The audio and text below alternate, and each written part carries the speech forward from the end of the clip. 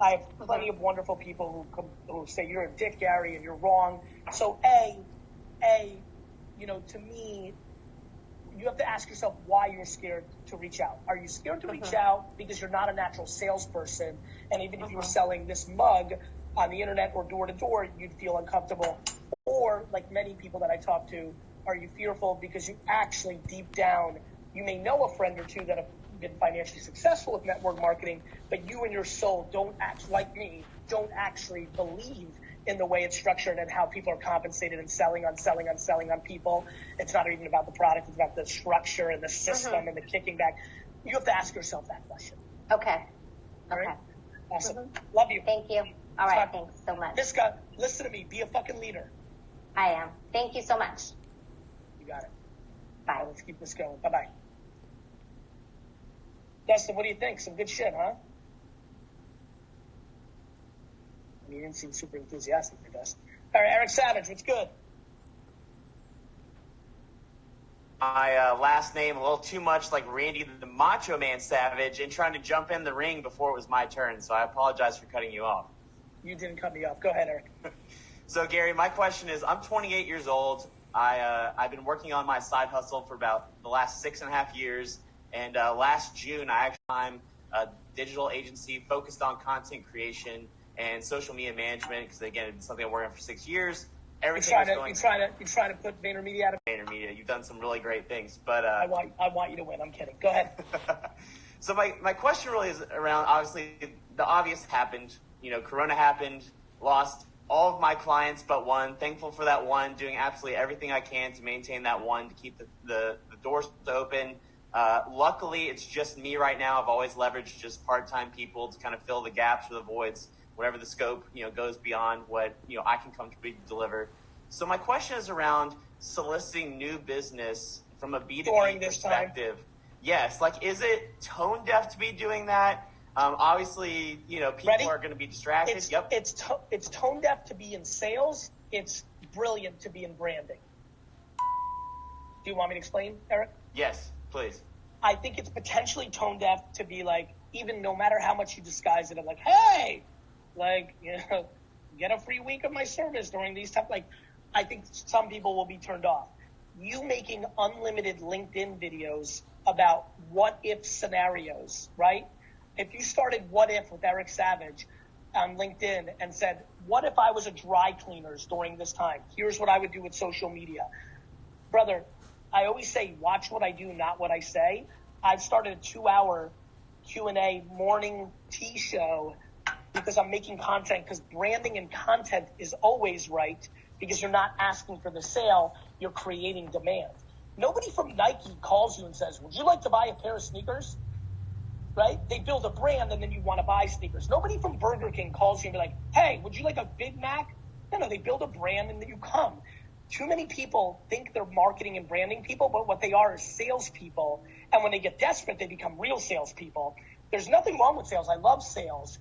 During a time like this, to your point, and good kudos on you of worrying about tone deaf, this is the time for you to create fake scenarios. And so I would start what ifs around scenarios of the kind of SMBs and businesses that you'd like to hire you.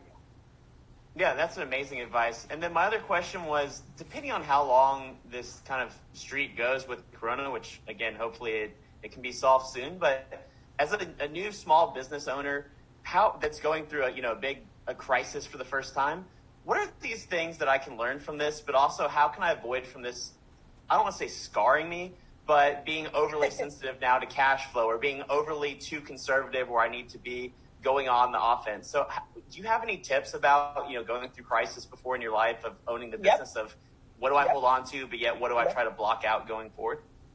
Cash is oxygen, right? Being practical, but cash comes in a lot of form. There's a lot of people right now like, Gary, I need the government's help. I'm like, no, you don't. You have $7,000 worth of junk in your fucking house. Sell it on eBay. Right? So cash comes in a lot of forms. It's cash in a bank. It's stocks that are worth half or 20, 30, 40, 50% less. But it's also comes in the form of shit in your house. That orange hat is $7 on fucking Facebook Marketplace. So cash is important. That's number one. But then also having humility to be basic, the humility to be simplistic, the humility to be minimized. This is so cash moving out of your apartment to a lower apartment because you can save $413, right? Just really analyze, every single person watching right now that's scared and crying and feels like the government should fix them should look at their credit card bill and realize they're paying for 8 things on subscription that they don't need. Right. So Yeah. cash is oxygen. And then number 2, I play worst case scenario. I'm a big WCC fan, right? Worst case scenario. For you not to be scarred or demonized. So you picked the wrong time to start the business. The fucking corona came. In 52 years, you're going to tell the story about how funny that was. And the worst case scenario is you lose this one client. And in parallel of trying to get another client and get a job when it might be hard to get a job, you're just going to grind and you're going to learn how to be humble as fuck. If I were you, do you have any money saved? I do a little bit. So I'm good for the next couple months, but not a lot. As a human, right? Correct, as a human. And what are your expenses as a human?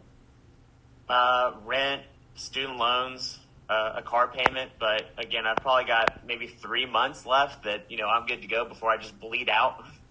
Do you have stuff? Yeah, of course. I think you should sell stuff. And I mean this, Eric. This advice is for you and everybody else. I think that we should start. Actually, hey, Team Gary, I want to start Sell Stuff Saturday. Let's work on that for this upcoming Saturday. If you're if you're watching, let's start working on logos. Let's start working up with the strategy. And here's what it is. I think this Saturday we should create Sell Stuff Saturday. Facebook Marketplace is a little tough because people pick up from each other right now with Corona, but eBay is still quite active. I've been watching it. Eric, I think you should be the poster child for Sell Stuff Saturday. When I hear 3 months, and you know this, most people don't go into, let me audit every single thing in my fucking apartment right now. Everything. I mean, Eric, let's play a little bit. And some of these things may work and they may not, but let's start with clothes. Right. What percentage of the clothes that you have in your closet right now do you actually wear? I'll be perfectly honest, probably 20%. Great.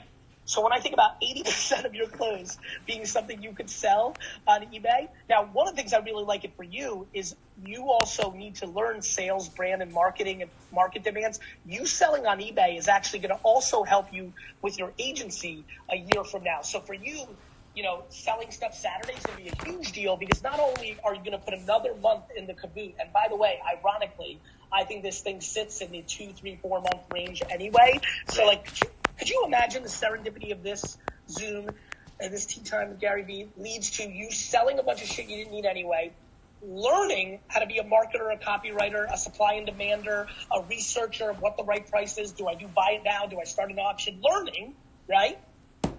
And that gives you the extra month, which was the one extra month you actually needed, and you're a more skilled. I mean, this is like a fucking coup. Yeah. What else you got that's something valuable that's fucking sitting in the house that's fucking bullshit? An Xbox, a fucking bicycle. What do you got? What other stuff? Give me your top 3 stuff things. Everybody's watching right now.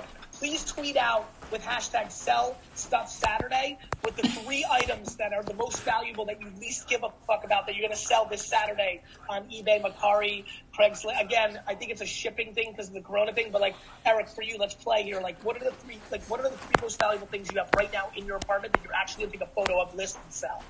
Absolutely. My number one sell stuff thing, and it's actually, I don't know if it's a good sign or bad sign. I can go right to these 3 things, but it's number one, it's a triathlon bicycle. It's like super high end. That's going to be a flip. That's a couple grand right there, hopefully. Real quick, without knowing your expenses, let's say the market's down a little bit, you want to take advantage. Yep. It sells a little less. You say a couple grand. Let's just say it's $950. Even though that's a low number, but let's say that's what you get. Because you might have to put that one on Craigslist because it's hard to ship that. But there's going to be people that are going to be willing to come and pick it up. I mean, I'm sure you could actually put it outside of your apartment, watch it from the door. Hopefully nobody steals it and somebody comes and picks it up. So there's social distancing with Facebook and Craigslist now that I think about it. Some people will be too scared and be like, he had it. I get that. But some will still buy. So let's say because of all those dynamics, you get $950 instead of $1,250. How much more time? What is your monthly expenses in your mind when you say you have 3 months? How much is it per month? It's around $1,800. Cool. The fact that 50%, think about this. You're sitting here for the last 3-4 days saying, fuck, I have 3 months. Fuck it, right? Fuck, I have 3 months. Meanwhile, You bought a fucking bike because you have this great ideology that you're going to be a fucking triathlon fucker, and meanwhile you fucking rode it 3 times and it's fucking sitting in your house. Like, isn't this cool though? Isn't perspective cool? Like, another half month is sitting in your pocket, maybe even a full month. In fact, you save a couple grand, maybe I'm wrong about it, but isn't that cool? Yes. Yeah, it definitely gives you optimism. And that's it's offense versus defense. I want the government to help me. I'm in big trouble. I'm scared. Meanwhile, I have a fucking triathlon bike in my fucking house that buys me another fucking month. All right, number 2.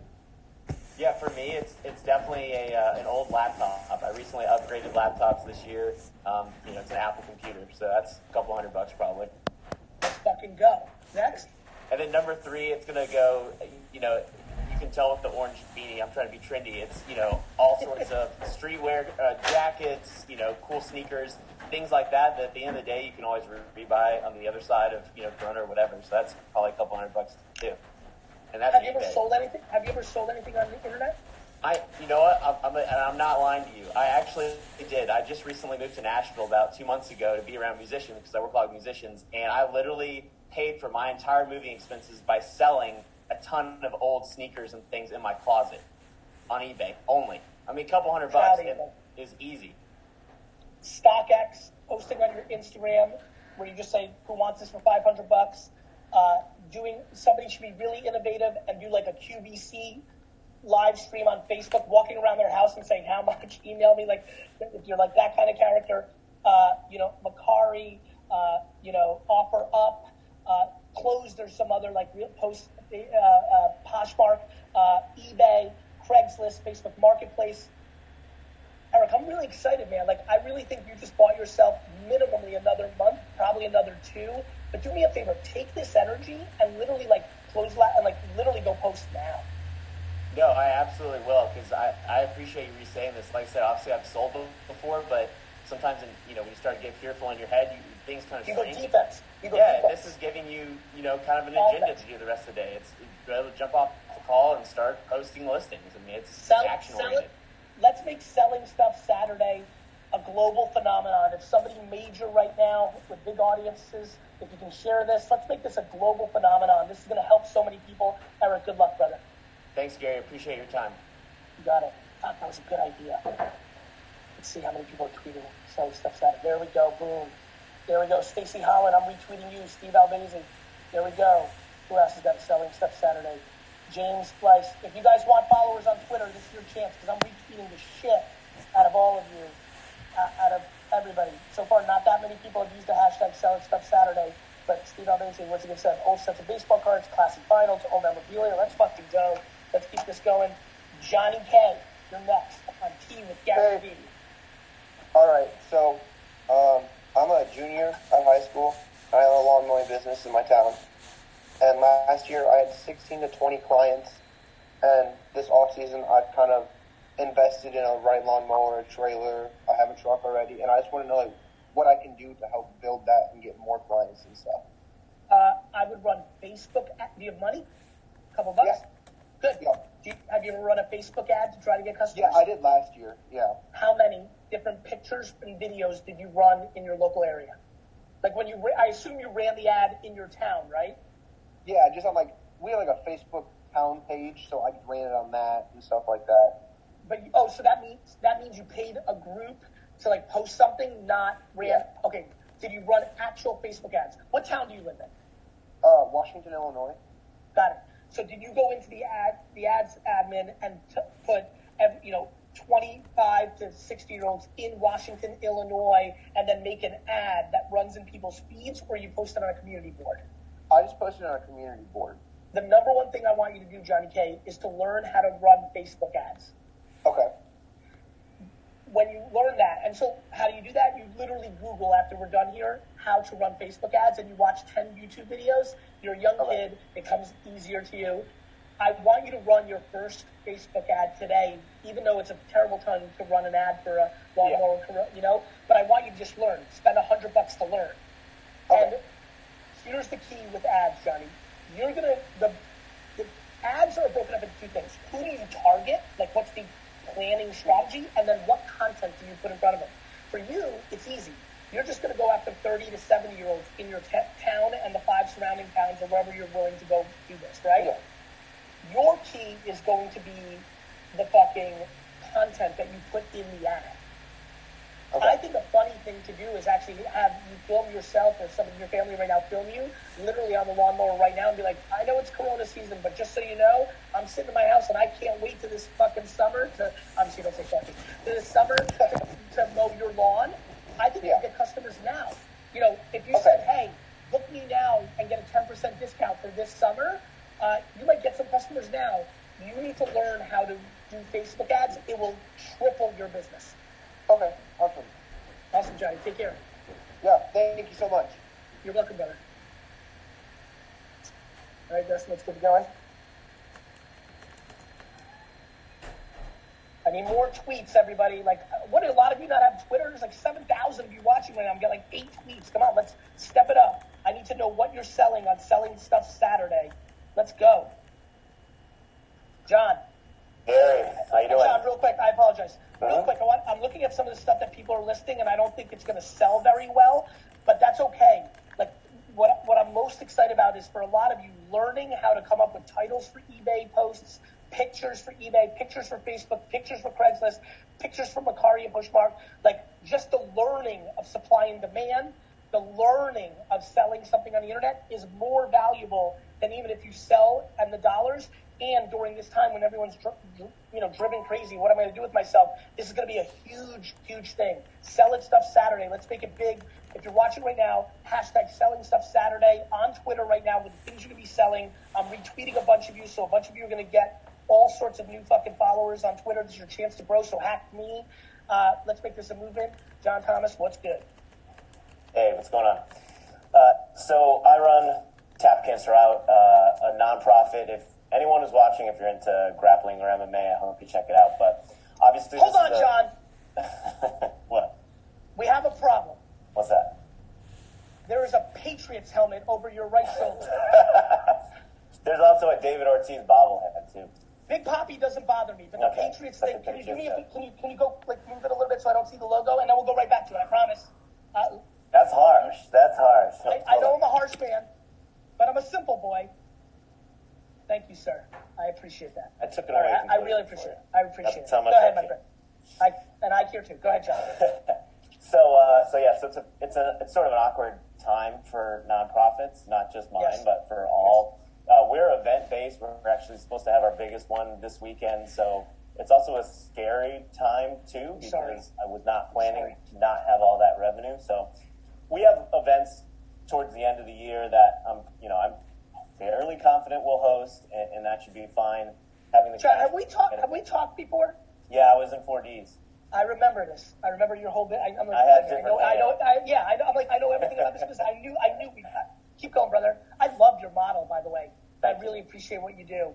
Why don't you give everybody, actually, let's give a big shout out to it. Why don't you take 1 minute real quick? Go fast, 38 seconds on what you guys do. Yeah, so we host charitable Brazilian Jiu-Jitsu tournaments. So we have, we were supposed to have 26 events this year, tournaments, and what we call showcase events. So they're like super fight events.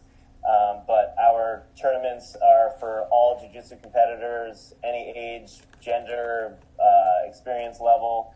And we have 9 beneficiaries. So we're obviously in the cancer space. So this year we had 9 beneficiaries that we support. So we're supporting everything from research to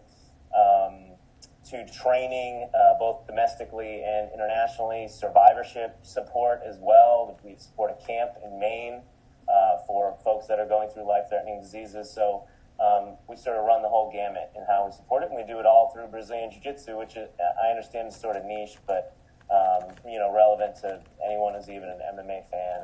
But John, it's mostly, yeah. I think, I apologize because I just want to get to a couple more before I get off here, and I feel like we got the gist there. Look, I think back to reality, I think you're smart enough to know 2 things. One, the not going to events thing will run its course, 3 months, 6 months. There might even be a blip again in the fall and winter. If you're listening to a lot of doctors, there is a belief that there'll be a period where later this year in the winter it may flare up a little bit more. So there are people, even if everything gets into vaccine mode, like one could argue that live events will decline by 10 to 30% for the next 18 months minimally. Sure. I mean, two, I think you're smart enough to realize that, like, people potentially, when the economy gets tighter, people donating is harder. People have, they're worried about their immediate things, their charitable nature. So I think you just need to mentally wrap your head around that bunkering down. And again, and this was the advice of 4Ds at some level, and it's the advice again, like, this is a time for content, brother.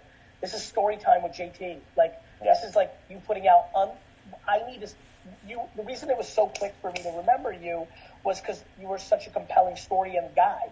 And, like, I just need you to make unlimited fucking story videos on Instagram, TikTok, and YouTube, because that's going to lead to the right my hope is that leads to one or two whales that fall in love with you, because a hedge fund guy or gal are sitting there bored right now. They watch a TikTok because their 14-year-old got on there, and all of a sudden you tell this story, they're compelled by it, and they are in a place where they have $12 million in the bank, and they become your whale. Content leads to great opportunity. There's a lot of things you can't do right now. The biggest thing you can do is make content at scale. At scale. At scale. Right. Yeah. So we were gonna do a campfire story time with JT. I'm sort of crafting it because I do. Transparency is one of our biggest pillars that we have for our brand, and I want to be sort of honest about the realities that we're facing as an organization. I don't want to be doom and gloom either. But I want to be, honest. And all of the registration and pretty much all the fundraising has screeched to a halt. But we are still seeing people actively fundraising. So I want to help them in some ways and give them advice. Earlier you mentioned to call every customer. So I can start calling all of our fundraisers who are still moving and shaking. And what I would say to you when you call your fundraisers, only call and say thank you, and how are you, and is there anything I can do for you? Not a peep about asking for money. I know. So it's great, brother. Make content, bro. Please tell stories. Please tell 15 stories about how you started. That's the easiest one. Comic book number one, album number one, always the origin story. But then tell stories. The closest you were to shutting it down, the time you got most bored with it. You want to be authentic? Talk about how 7 months ago you were actually starting to get bored and actually asking yourself, you're such a young man that you have other interests potentially. Like tell stories. Yeah, this is also one of the things I wanted to touch on today, is like there was a time where I insisted I was never going to do this full time. I've worked in advertising. I loved it. Fun. Was doing well. We were hosting just a few events a year, and I felt like I was making that difference. And I told people I would never want to go around the country and host dozens of tournaments. I didn't want the carny lifestyle. But here I am now, and I have employees, and this is the best job of my life. And you don't have to know exactly what you're going to do immediately, and the 10 to 2 doesn't have to lead to millions either. You can do something that creates change. I make less than I did in the advertising world, but you're happier. I'm 1,000 times happier. 1,000 times. I can go on field trips with my kid whenever I want, and John, just little things like that. If Corona leads to 15,000 people choosing happiness over money post-Corona, then there'll be 15,000 people positively impacted by this. Like, I hope more people choose happiness. I appreciate you, brother. We'll talk soon. You got it, bro. Miriam Tamori, thank you so much for talking about Sell Stuff Saturday. Gio, who is Gio? Big up to you. Real Kids, I just changed your life. You had 3 followers, now you have 28. You're about to get a lot more. I just retweeted and told everybody to follow you, so that's going to be fun to see what happens. Hello, Marianne. Hi, Gary. How are you? Gratitude here. I'm doing well. A lot of gratitude for this massive opportunity here. And so my question is around leadership. I feel very fortunate that my husband and I have an automotive repair shop. We're in Connecticut, and we're about an hour away from New York City. And we're considered an essential business. So our team, small team of 9, is able to actually come to work. But focusing on work is a challenge because of everything that's out there and everything that they're hearing, even though we've had meetings and we let them know all of the things that we've put into place and for, the sanitation and their protection, our customers' protection. Even though with that, there's a lot of outside influences. And I want to ask you for tips on how to help them, not only for, work, but once they leave, they go home, they're leaders. I mean, they're leaders at home, with family, with friends. And how do they get through that with, that negativity that they're hearing and getting caught up in that? Are you having a challenge that some of them, their friends and family, are trying to convince them not to go into work because they're going to get corona? Because that's what's happening with my dad's wine. We're going through this at Wine Library right now. I've been spending a lot of time with Wine Library because, thank God, and we have a lot of hourly employees. We're a retail store. We are an essential business, and we've closed the store even though we're allowed to be open because I wanted the employees to feel safer. But we're obviously doing the winetext.com. Marianne, do you drink wine? Yes, I do. You better sign up for winetext.com. I know you're not signed up for winetext.com. Don't hurt my feelings. So anyway, we're running winetext.com and those things. But yet, a group, some people have a wife or a husband who's like overly watches the news and thinks you just die if you get, and like has those pressures. Well, I'll tell you what we've done. We've closed the store even though we haven't had to. That's not an option for you because there's not an internet component. We've also told every employee, we are so proud and happy that we're open and capable of paying you. If you choose to not come in, then you can choose to not come in. If your family or you are overly scared, you would say this, I assume, we're a small business and we would have to freeze that percentage of pay. I don't know if yours are hourly or salary. We're trying to hang on and pay for even the people that are home as long as possible, but we've also been very upfront with them that like in a week or two, we might not be able to do that. And so if you don't come, that's amazing. You're more than welcome. And if you come, you get paid, but if you don't come, you can't get paid. And then obviously now there's a $2 trillion stimulus package. We'll see who gets affected by those. But what we're basically saying is we're not trying to trick or guilt people into coming to work. And if I was your partner, if all 9 of our employees didn't come in, then we would be closed in that scenario, and so like that is the most powerful way to approach it. There's also the realities of like if all 9 employees then chose out of fear to not come in, that within a month you would be out of business, and you've got to communicate that to them as well. They may not have a job on the other side. There's also the scenario, what I told my dad and Brandon, I was like, look, if nobody comes in, I'll come into Wine Library and I'll pack bottles. I did it for a long time. I'm bored anyway. So there's all those kind of games. So I think that's what you need to think about. Yeah. No, I think that's really powerful. I did go over that and did some research as far as like the pay and everything that would happen if they choose that. And then when they go home, I really wanted them to feel more empowered. So I think a few of them did. They appreciated the calm, the planning, and the positive perspective. And I think this is a great opportunity for me to share it because I started another business really helping the trades, people that are in the trades, because I think when all this is over as a country, we're going to really have a different perspective because a lot of the people in the trades now are really what's holding everything together as far as the trucking and the construction and all of that were considered essential. And I think it's just even a different viewpoint for even parents to take, if a kid wants to do something like that, don't discourage them, instead of saying, what do you want to do that for? I think it's I think, look, being proud of your sector, to your point, is amazing. And I think that's absolutely right. I wouldn't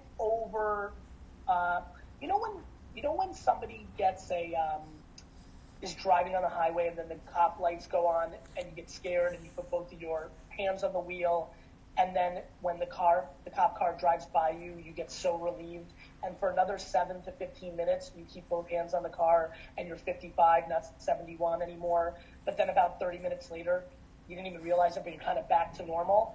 I would just tell you to not be careful, but keep in mind, Marianne, that it's amazing, and I love that you have pride of your sector and like all that. Don't count on America all of a sudden. You know, by July and August, if everyone's back to quote unquote normal, 99.9% are going to be back to the normal thinking. We're not going to have this surge of parents saying you should be a construction worker if you want to. That's just not the way it actually works, right? But to your point, I think that positivity, optimism, and practicality, right? I think in the framework of positivity, optimism, and practicality, and you need all three for the right dynamic. That's the right dynamic. Because when you don't have practicality and you're just P&O, then, you know, you're just positivity and optimism, then you have the potential to be positive, optimistic, and delusional, which leads to death. You know, positivity, optimism, and practicality, pop, that's game changing. And you're talking about pop, and I think leaning into more of that matters, but you have to be very practical along with your optimism. I love that. That's great. Yeah, I think that... The answer to your question in a very literal way is by you being that leader to them, it's going to bleed into them, and hopefully they'll then exude that to their people. But the reality is there's no other way than if they have that DNA and you set the example. Leadership is about examples. Yes, if you do it, then, you know, Ron will take 4% of that and combat it, you know. But it's not about giving them... It's almost like everyone's in like propaganda versus propaganda, right? It's like you giving them 4 bullet points of how to combat it, why it's safe, or what percentage of people don't like. That just doesn't work. It just doesn't. The reality is positivity, practicality. What that means is like, look, let's really look at the stats. Here are all the things we're doing to be safe. And by the way, like, and then practicality. By the way, if nobody comes in and we aren't in business for the next 7.5 weeks, we do not have the cash flow to stay alive. So I want you to also think about unemployment and other jobs. Like, that's real talk. Yeah. And being practical, I think now is a time too where even as small business owners, what do they say? Like, necessity is the mother of invention, right? So 100%.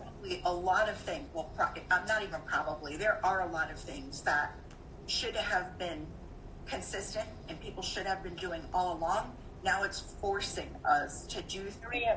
Marianne, I'm getting 4,000 emails and DMs a day saying I should have listened to you. The world is virtual. Yeah. I mean, we've had our difficult times like 2008, 2009. We went all in. And, you know, it was scary, you know, as heck, but we did it. And the good thing is now looking back, it was like we were top of mind at that time. So I try to convey that to other business owners in my area. You know, I mean, changing the world is not, but, you know, locally supporting in my community. By the way, Marianne, let there be no confusion. You changing the perspective of one person is the same exact thing that I might be doing in changing the perspective of 10. Like, all you need, like, that's why this has worked for me. When I was one person, I felt the same way when one person emailed me that I brought them value as I do today when hundreds of thousands do. It's the same game. It's one person's enough, Marianne. One person's enough. Yeah, that's true. Awesome. Take care, Marianne. Thank you. Thank you. You're welcome. All right, Justin, we're going to do one quick rapid fire because I need a few minutes before my 11 a.m. So I'm going to try to sneak something for 3-4 minutes. Let's get it in. Who is it? Let's do this. Eddie. Hey, how are you, Gary? Good, bro. My quick question is, I'm in the clinical field right now, and I want to transition into private consult, startup clinics and stuff like that. I have over 15 years of medical experience. So what is the best way for me to transition into that spot? Right now, given the coronavirus, I'm in the front lines right now, so I'm putting that back at the moment, but you know, moving forward here in the next couple of months, I would like to transition into that. So Eddie, thank you so much for what you're doing, your bravery and heroism, and so thank you for being in the front lines of this, brother. Yeah. And for that, and the serendipity of us being together, instead of giving you a top of the funnel kind of general answer, I'm going to have you email me. It's Gary@VaynerMedia. And when this is all over this summer, I will get on a meaningful phone call with you and my team, and we will completely create something for you, the kind of thing that we normally sell for $50,000, and build an infrastructure for you to make that transition through content, which leads to opportunity. Okay. Awesome. You understand what we just did here? Yes, sir. I do. Okay, Gary at VaynerMedia, say you're Eddie with the weird background bridge in the background, helping like that, and Yeah, I'm driving, so I don't want to. I love it, bro. Don't fucking drive and fucking talk. You better pull over. I'm actually letting you go. Gary at VaynerMedia. Yeah. We'll talk soon. See ya. All right, sir. See you. All right, everybody. Another great episode of Tea with Gary B. Please share this stream right now and tell everybody if they missed it, they should watch the recordings of it. I'm really looking forward to tomorrow. I can't wait to see you tomorrow morning. This is becoming our little ritual. I think selling stuff Saturday has become a monster idea that we got out of this. I think some of my best advice in my career came out of today. This is really working. I'm really enjoying it. And it would mean the world to me if all of you, like, if you don't even have a Twitter account, go create one, because that's where I can see it quick. It's Gary VEE there. Please follow me on Twitter if you're on Instagram and Facebook, or please go there right now. Please tweet at me and let me know what you thought about today's session. I know there's 10,000 people that watch today, so please, I expect at least, it's unbelievable when I ask, I only get like 18 people. If you enjoyed this, if this brought you value, please, it would mean the world to me if you tweeted at me right now and told me what you thought and shared it, because I want more people watching tomorrow. I think I'm at the apex of my value giving, and I think we can help a lot of people. I really do, and I really want people watching tomorrow. Please send this link to all your friends on email and Facebook and tell them to join me tomorrow. I saw some clubs starting on little Facebook groups. Text groups. I saw a couple of tweets of like people encouraging people to watch this. Let's get this fucking thing going. I love you. See ya.